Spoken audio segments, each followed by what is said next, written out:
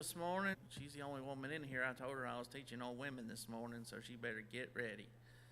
She better get ready because I was going to have plenty of amens, and she's the only one that could sit back there and say, oh, me. So, but anyway, Chris is shutting the doors on us in here. So,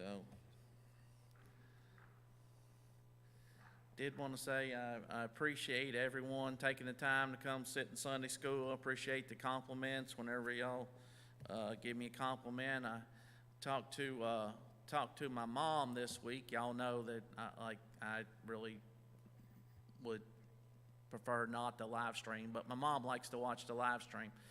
And so I talked to her this week, and y'all know she's got dementia. And she told me, she said, I watched your live stream. I said, well, that's good, Mom. She said, I didn't get a thing out of it. I said, well, all right, Mom. Well, I'm glad you enjoyed it. But, hey, like I said, she at least watched it. And so I said, that's probably how most of the people sitting in the Sunday school feel the same way. They had to be there, so they were there. But anyway, so if you have your Bible, turn to Galatians chapter number 3. And by the way, I didn't mention that, so my wife is filling in for Miss Marilyn and them. And even Grady got in on the act. She's like, because Grady's like, hey, can I come over and help you? And she's like, you got to be in there with your dad and run the board and everything. He said, I have to hear him every week. I have to hear him every week. I'm like, goodness gracious, I tell you what, I got a tough crowd at the house.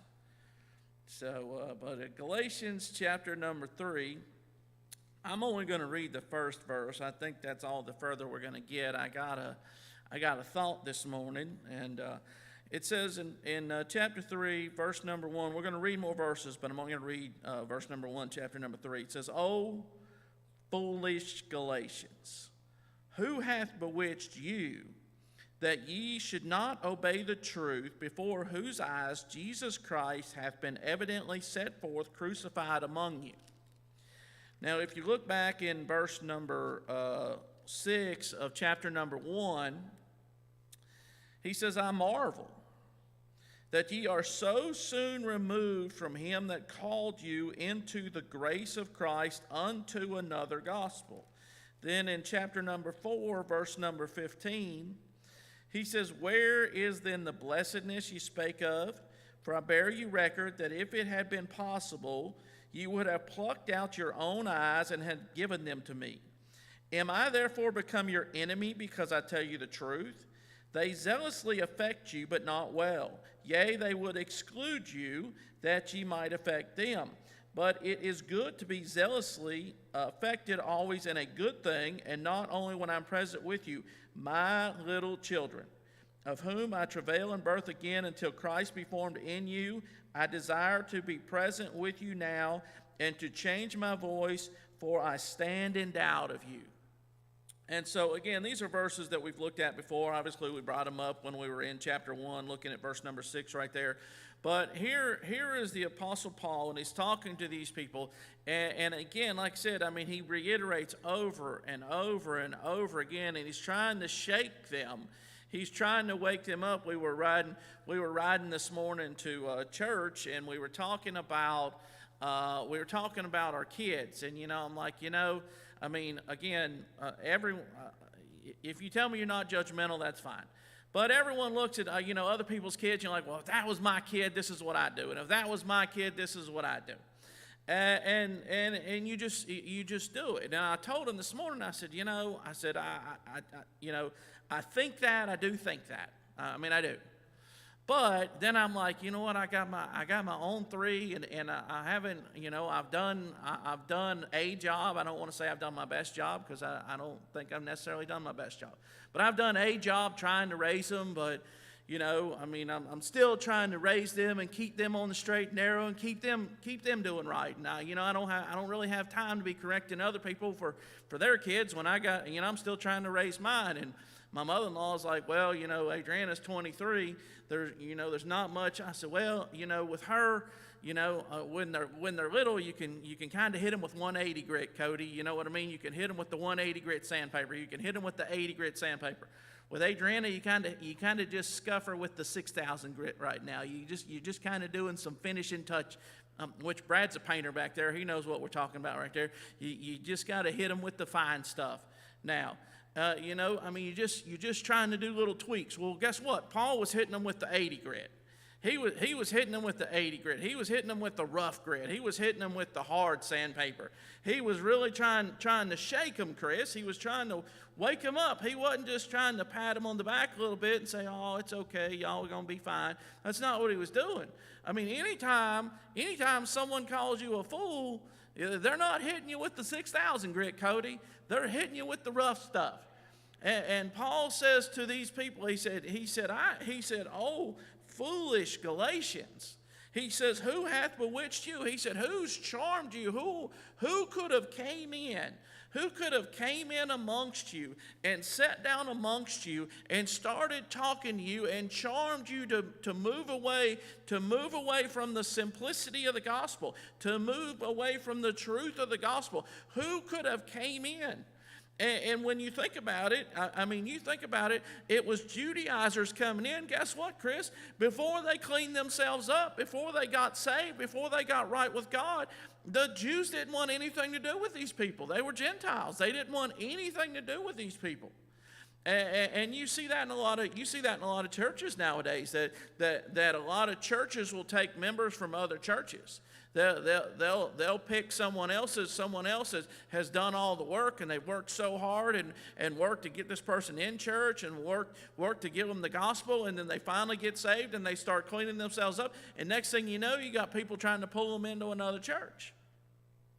We went on visitation yesterday, and we try really hard when we're on visitation. We try really hard when someone says, "Hey, I go here." All right, praise the Lord. Glad to go to church.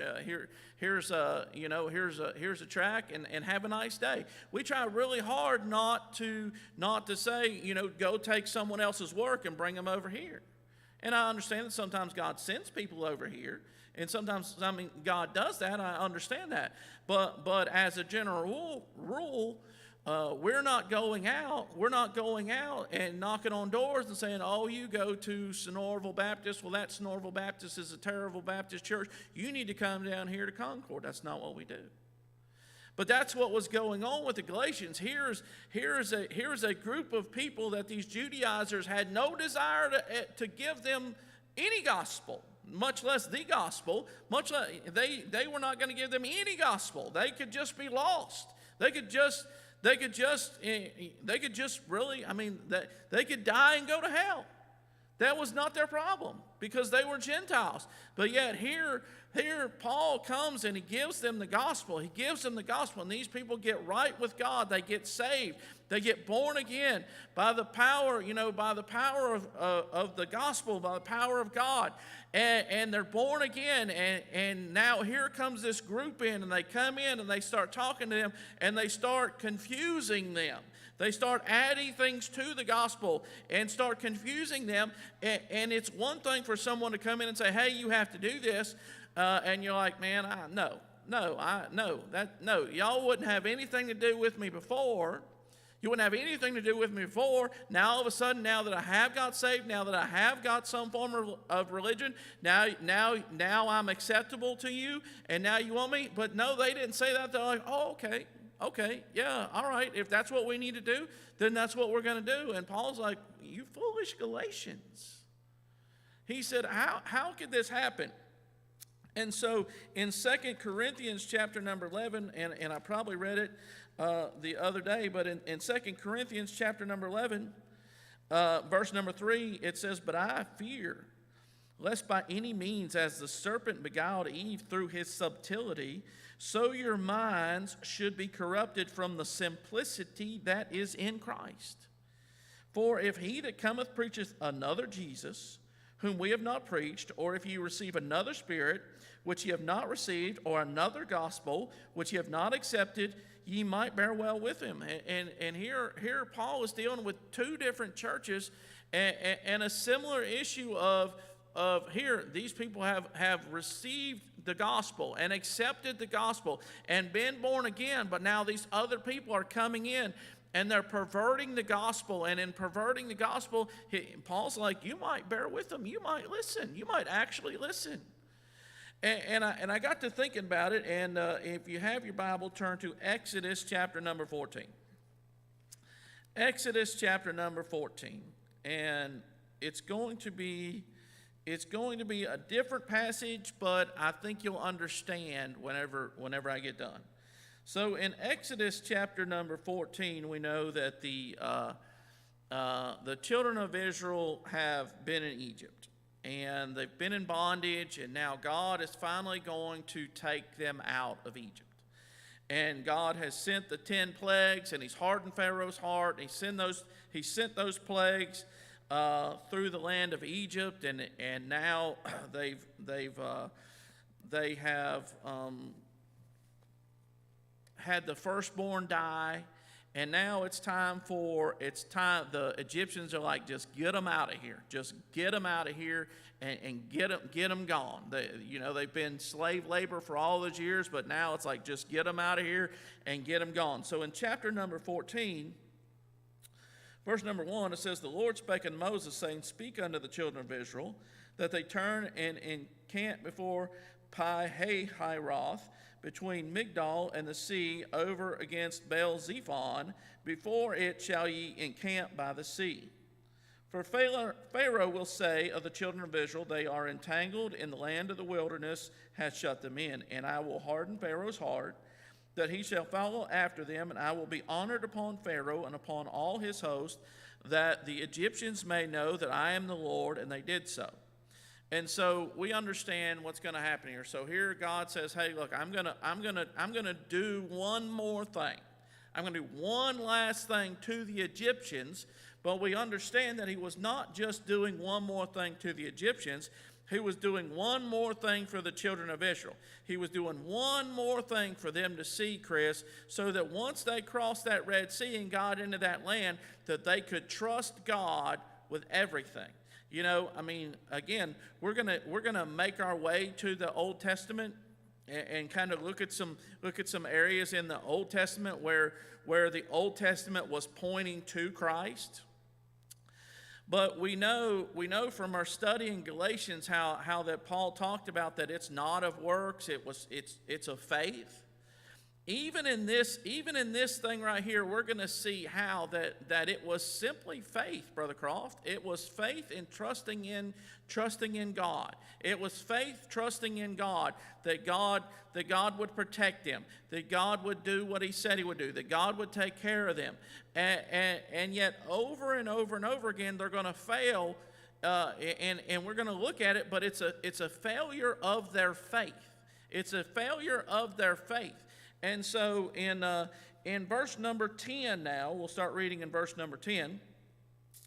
We know that God he hardens the heart of Pharaoh, and Pharaoh and the Egyptian army says, you know what, we're not going to let them go. Change their mind, and we're not going to let them go.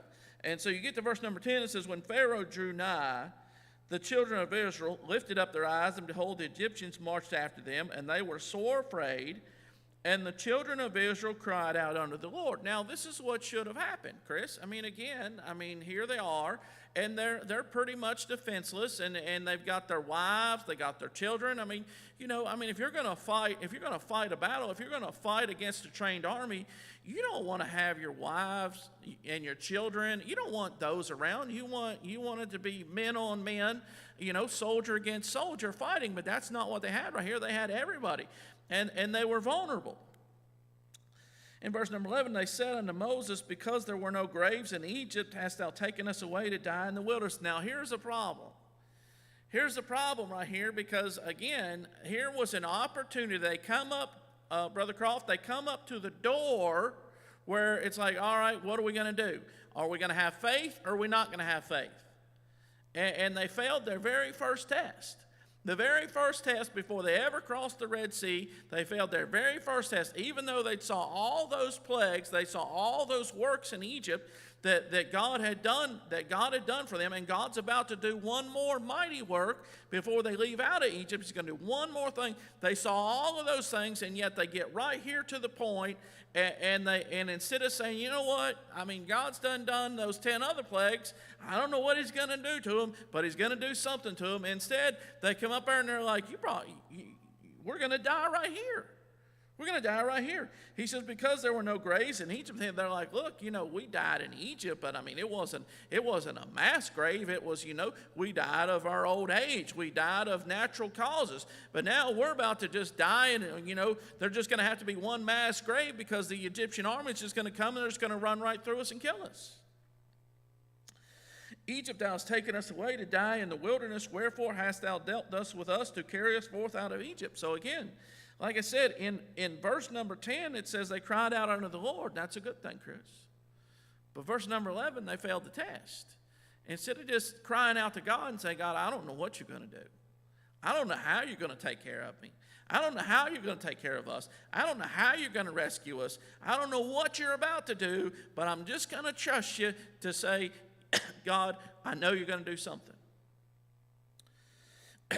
Verse 12, is not this the word that we did tell thee in Egypt, saying, let us alone that we may serve the Egyptians?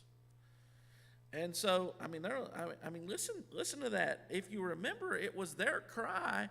It was their cry that God heard, that went up, that God said, hey, I'm going to take them out of Egypt. And so here's the people that really, sometimes you just get happy with status quo. Whether it's a job you're in and you're just like, you know what, it's not a good job, I'm not happy, I'm not really enjoying what I'm doing, but it's a job and I'm just going to do that job. Or you just get, you just get stuck in this rut. And it's a terrible rut. They were stuck in this terrible rut. They were slaves. And they were in this terrible rut, but yet they're like, hey, at least we, they're going to say, hey, at least we were sitting by the flesh pots. There was always food to eat. We always had food to eat. We always had something to drink, And so, but here they are. They're like, hey, look, you come and you're going to deliver us. And as soon as you said you're going to deliver us, Pharaoh increased our labor, and we're like, hey, well, that wasn't us, that was Moses. Leave us alone. We'll be happy to be your slaves. He said, let us alone that we may serve the Egyptians, for it had been better for us to serve the Egyptians than that we should die in the wilderness. In verse 13, and Moses said unto the people, fear ye not. Stand still and see the salvation of the Lord, which he will show to you today. For the Egyptians whom ye have seen today, ye shall see them again no more forever. So here's Moses, and Moses is definitely in the minority. We know from reading that Moses most of the time was in the minority. There were just a few that was on the Lord's side.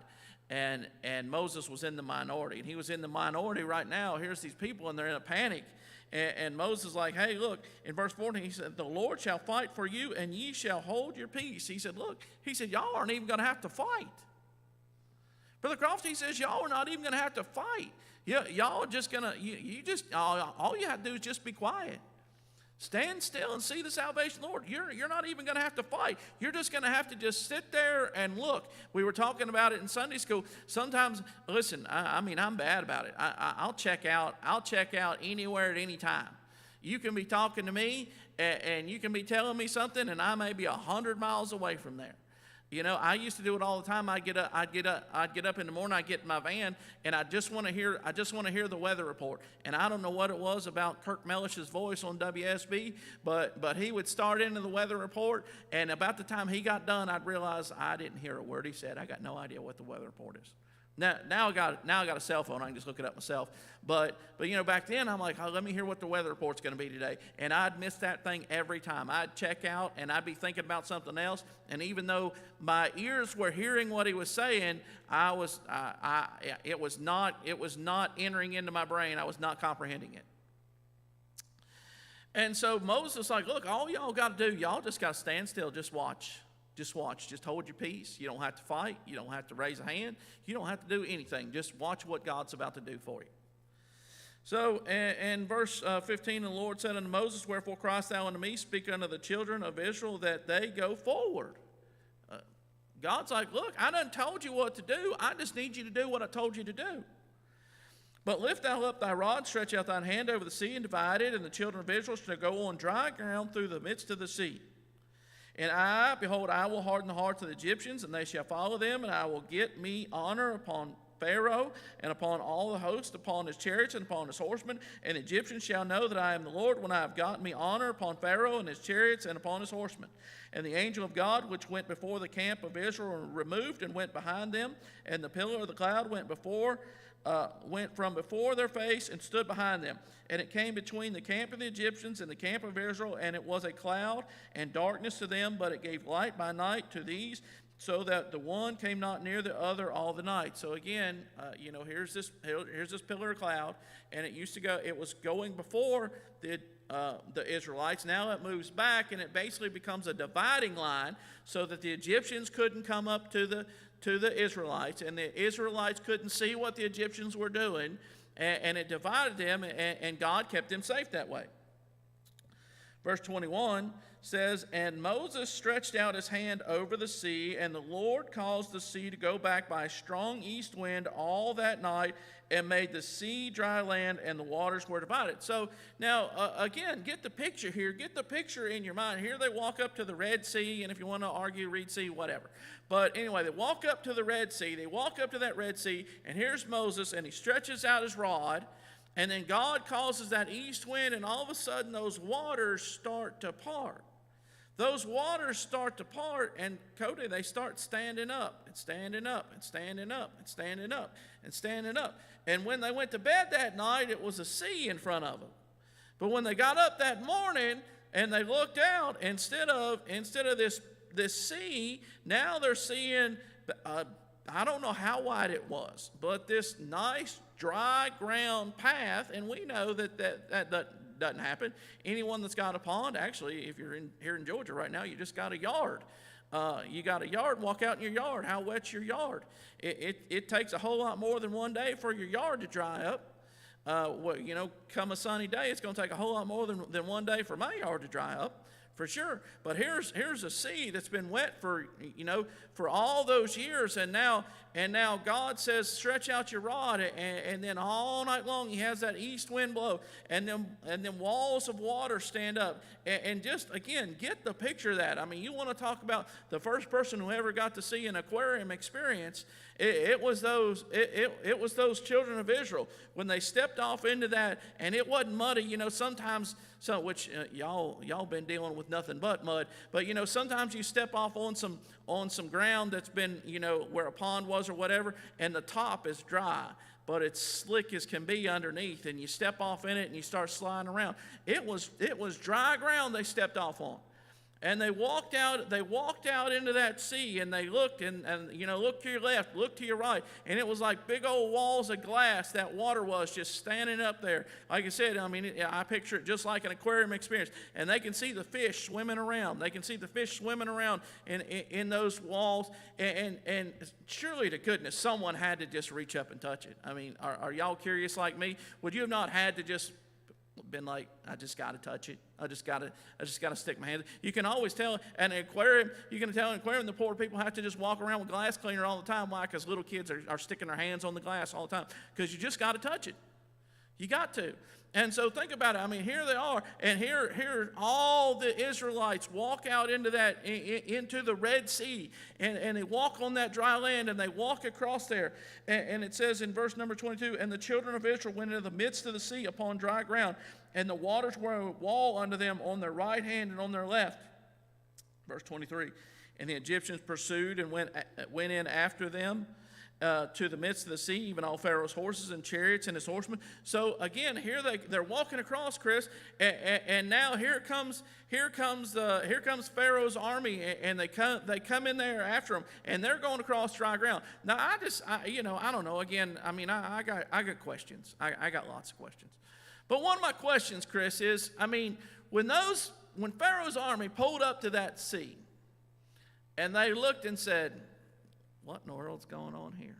What you looking at? Here's a giant wall of water here. Here's a giant wall of water there. And there's dry land where the Israelites have just walked across. Don't you think after all the plagues, and again, I know God hardened their heart, but don't you think after all the plagues that somebody would have said, Pharaoh, you think it's a good idea? Do you really think this is a good idea? I mean, we've already dealt with all these plagues. We dealt with the flies. We dealt with the lice. We've dealt with all that stuff. We've lost our firstborn.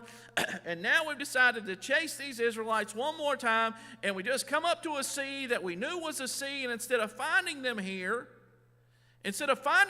which is what they thought, they were just going to be trapped right there. Instead of finding them here, we don't find them here. They're gone. And there is this dry paved road for us to go across. Surely to goodness someone would have said, hey, you know what, I'm out, boys. Look, you know what, y'all can go on without me, but I'm out. Call me AWOL if you want to, but I am not going in there. That's not what happened.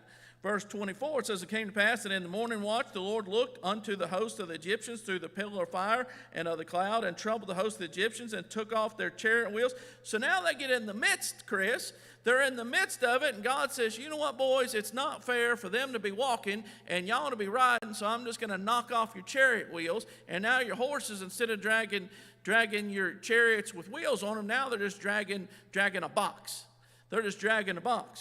And then let us flee from the face of Israel, for the Lord fighteth for them against the Egyptians. So now they're like, you know what, we got a problem here.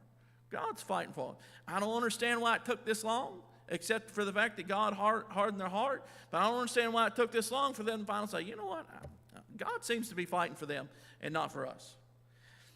And the Lord said unto Moses, stretch out thine hand over the sea, that the waters may come again upon the Egyptians, upon the chariots, and upon their horsemen. And Moses stretched forth his hand over the sea, and the sea returned to his strength. When the morning appeared, and the Egyptians fled against it, and the Lord overthrew the Egyptians in the midst of the sea, and the waters returned and covered the chariots, and the horsemen, and all the host, and Pharaoh that came into the sea after them. There remained not so much as one of them. But the children of Israel walked upon dry land in the midst of the sea, and the waters were a wall unto them on their right hand and on their left. Thus the Lord saved Israel that day out of the hand of the Egyptians, and Israel saw the Egyptians dead upon the seashore. Last verse right here.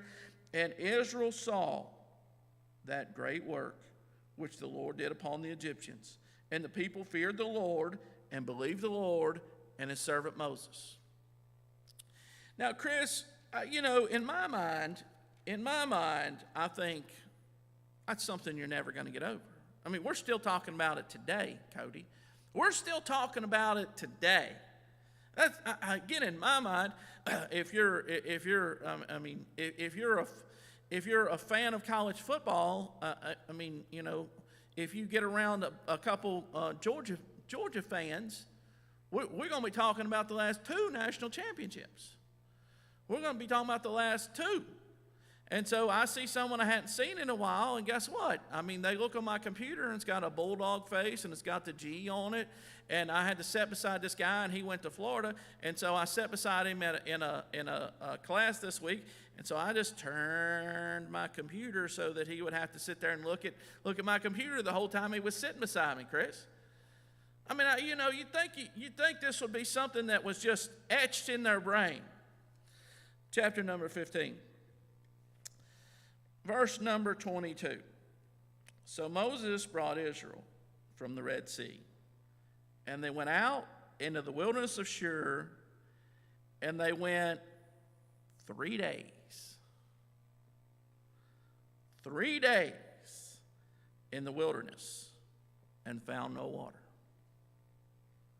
3 days. Some of them probably hadn't even slept in 3 days. 3 days. And when they came to Marah, they could not drink of the waters of Marah, for they were bitter. Therefore the name of it was called Marah. And the people murmured against Moses, saying, what shall we drink? And he cried unto the Lord, and the Lord showed him a tree, which when he had cast into the waters were made sweet there, and he made for them a statute and an ordinance, and there he proved them. So God said, look, this is so fresh on their mind. I think they can do it. This is so fresh on their mind. It's only 3 days. It's not 3 years. It's not 30 years. What God did for them was so fresh on their mind, it was only just 3 days. It had only been 3 days.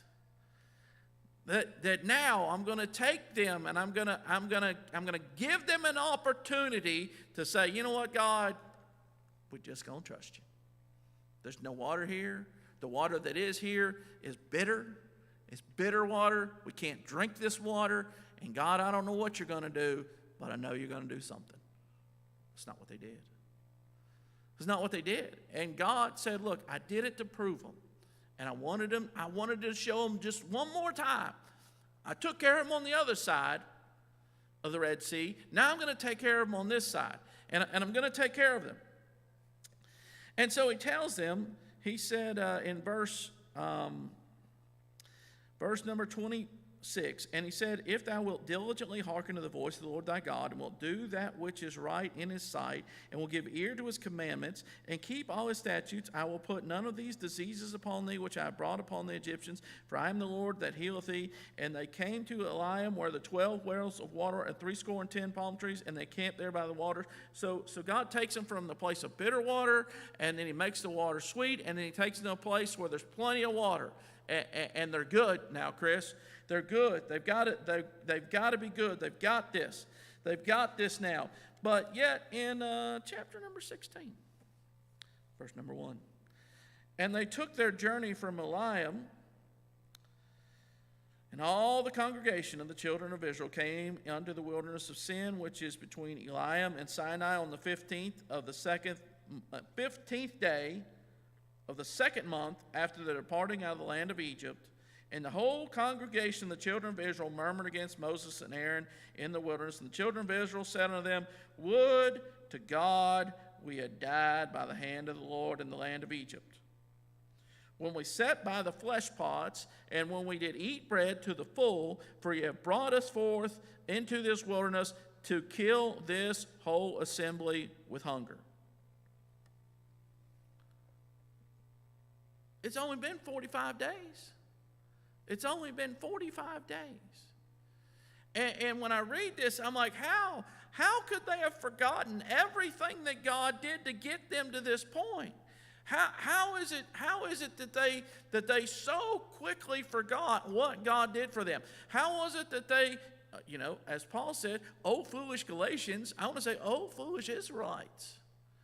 How is it that God did everything he did for you? He showed you all those things in Egypt, what he was going to do to get you out of Egypt, and then the way he let you cross that Red Sea. How did they ever get over it, Chris? Much less 3 days later, they were struggling. Much less 45 days later, after God did something for them 3 days later, they should have been good. But they were not good. And in chapter number 17,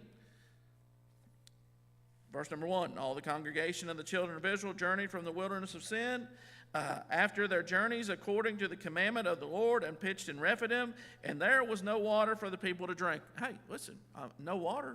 We got this. God has done this before. God has done this before. We've got this. Wherefore the people did chide with Moses, and said, give us water that we may drink. And Moses said unto them, why chide ye with me? Wherefore do ye tempt the Lord? And the people thirsted therefore water, and the people murmured against Moses, and said, wherefore is this that thou hast brought us up out of Egypt to kill us, and our children and our cattle with thirst? I mean, how is this possible? How is this even possible that after seeing everything that God did for them, they said, brought us out here to kill us again. Here we are again. We're dying of thirst. How is it that no one could stand up in the congregation and say, hey, guys, God did it before. He can do it again. God did it before. Remember when we were at Marah and the water was bitter and we were so thirsty and we were just 3 days out from crossing the Red Sea, and God changed that bitter water into sweet water, and then he took us to those wells? No. They didn't say it. And so again, like I said, you have them, and I'm not gonna keep reading right there, but here they're tempting God, and they're tempting Moses, and Moses gets frustrated with them. He gets frustrated with them. And God gets frustrated. I didn't read all of it, but God gets frustrated with them. And God tells Moses, hey, look, listen, I'll do away with them, and I'll make a great nation out of you, Moses. I'll do away with all these people, and I'll make a great nation out of you. Why? Because they had no faith. Because they had no faith. Because when they had an opportunity to show their faith, they said, nope. Brought us out here to kill us. Brought us out here to kill us. In Numbers chapter number 13, I'm gonna skip one little thing right here, but in Numbers chapter number 13, they were coming to a point where they were going to have a choice, and God tried to show them over and over and over again. Verse number 25, it says, so we know that they sent the spies in. They sent the spies into the land. The spies come back, verse number 25, and they returned from searching the land after 40 days. And they went and came to Moses and Aaron and to all the congregation of the children of Israel unto the wilderness of Paran to Kadesh, and brought back work unto them and unto all the congregation, and showed them the fruit of the land. And they told them and said, we came unto the land whither thou sentest us, and surely it floweth with milk and honey. Now they were complaining earlier because they were stuck in the wilderness, and they said, hey, back in Egypt it was a land that flowed with milk and honey. But now here's a land that God is trying to take them to, and the spies, all the spies had to acknowledge, hey, it is a land that flows with milk and honey. Nevertheless, the people be strong that dwell in the land, and the cities are walled and very great. And moreover, we saw the children of Anak there. The Amalekites dwell in the land of the south, and the Hittites and the Jebusites and the Amorites dwell in the mountains, and the Canaanites dwell by the sea and by the coast of Jordan. And Caleb stilled the people before Moses and said, let us go up at once and possess it, for we are well able to overcome it. So here's a man that he got it. He got it.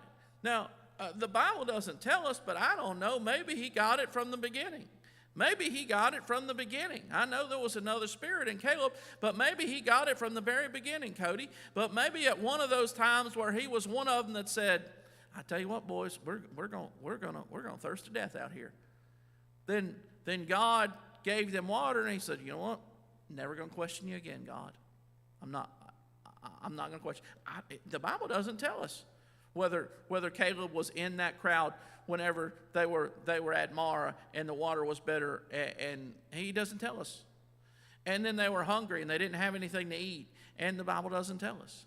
But we know somewhere Caleb said, you know what? The same God that made them walls stand up and let us walk across on dry land is able to let us go into this land and possess this land. But the men that went up with him said, we be not able to go up against the people, for they are stronger than we. And that was a true statement. That was a true statement. But they were not stronger than their God.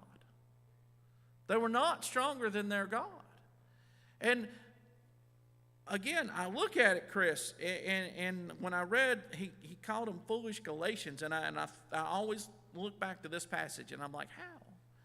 How could God have did all those things for the children of Israel to get them to cross into that land, and took them across that desert, and took care of them, and anything they needed, he was able to provide. He may not always gave it to them at first, but when it came time, he gave it to them, and gave them more than what they needed. And yet, they said, we're not able to go up against the people, for they are stronger than we. And they brought up an evil report of the land which they had searched on the children of Israel, saying, the land through which we had gone to search, it is a land that eateth up the inhabitants thereof, and all the people that we saw in it are men of great stature. And there we saw the giants, the sons of Anak, which come of the giants, and we were in our own sight as grasshoppers, and so we were in their sight. And so now, Chris, now they're just exaggerating. Yeah, they might have been giants. They might have been bigger than they were, but they weren't as grasshoppers. No, that's not what they were. But here's a people. Here's a fearful people. Here's a people that their natural tendency is to doubt God. Their natural tendency is to doubt God. Their natural tendency is to not believe God. And here are these people that they sent up and they trusted them to go into the land and spy out the land and come back and just give a report and say, hey, is the land what God said it was going to be? But instead they went in and said, oh man, we can't handle them. We can't handle them. We can't handle them. And that statement was true. Caleb tried to say, hey, God can handle them. But the people said, no, we can't handle them. So in chapter 14, verse number 1, all the congregation lifted up their voice and cried, and all the people wept that night. And all the children of Israel murmured against Moses and against Aaron, and the whole congregation said unto them, would God that we had died in the land of Egypt, or would God we had died in this wilderness.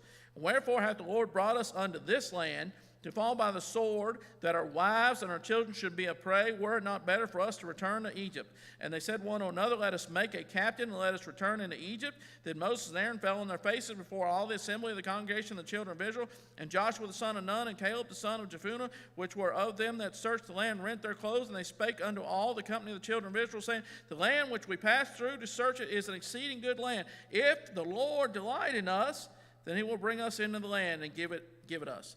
A land which floweth milk and honey. Only rebel not ye against the Lord, neither fear ye the people of the land, for they are bread for us. Their defense is departed from them, and the Lord is with us. Fear them not. But all the congregation bade stone them with stones. And the glory of the Lord appeared in the tabernacle of the congregation before the children of Israel. I'm going to skip down to verse number 20. And the Lord said, I have a pardon according to thy word. But as truly as I live, all the earth shall be filled with the glory of the Lord. Because all those men which have seen my glory and my miracles, which I did in Egypt and in the wilderness, and have tempted me now these 10 times, and have not hearkened to my voice, surely they shall not see the land which I swear unto their fathers, neither shall any of them that provoke me see it, but my servant Caleb. Because he had another spirit with him, and hath followed me fully, him will I bring into the land whereinto he went, and his seed shall possess it. So here God said, look, okay, I'm done. I'm done. I'm done with these people. 20 years old and up, I'm done with them. I've given them opportunity after opportunity after opportunity after opportunity to say, I think my God can do it. I think God can handle it. I think God has got this. I think God can do. I don't know how he's going to do it. I don't know what he's going to do. I don't know where our salvation's going to come from, but I'm not going to doubt him again. But all those people, except for 2, Joshua and Caleb, except for 2, Joshua and Caleb, God said, I'm done with every one of them. Why? Why? Because they let their own foolish, faithless heart bewitch them. They let their own foolish, faithless heart constantly say, we were better off when we were slaves. We were better off when we were slaves. Back when we were we had to work hard, and we didn't have any freedom whatsoever, and we were in bondage to the Egyptians, but at least we had food. At least we had water. And Moses tried to get them, and God tried to show them, and God took them to places where he purposefully tested their faith. He took them to places where he was purposefully testing their faith. For them to just say, I don't know what you're going to do, God, but you're going to have to do something. And I'm just going to sit back and say, all right, God. Once it's over with, I'll say, I didn't know what you're going to do, but I trusted you were going to do something. But only 2 people out of all those people stood up and said, hey, look, God can do it. God can handle it. God is well able. He's well able to handle it. And so every time like I said, when I read, I know it doesn't match perfectly. But every time I read, and Paul's getting on to the Corinthians, and he's getting on to the Galatians, and I read about how they're so soon removed. I think about the Egyptians, 3 days. 3 days. After crossing that Red Sea on dry land, 3 days later, they didn't have enough faith to say, I don't know what God's going to do. I'm sure he can do something. Thank you.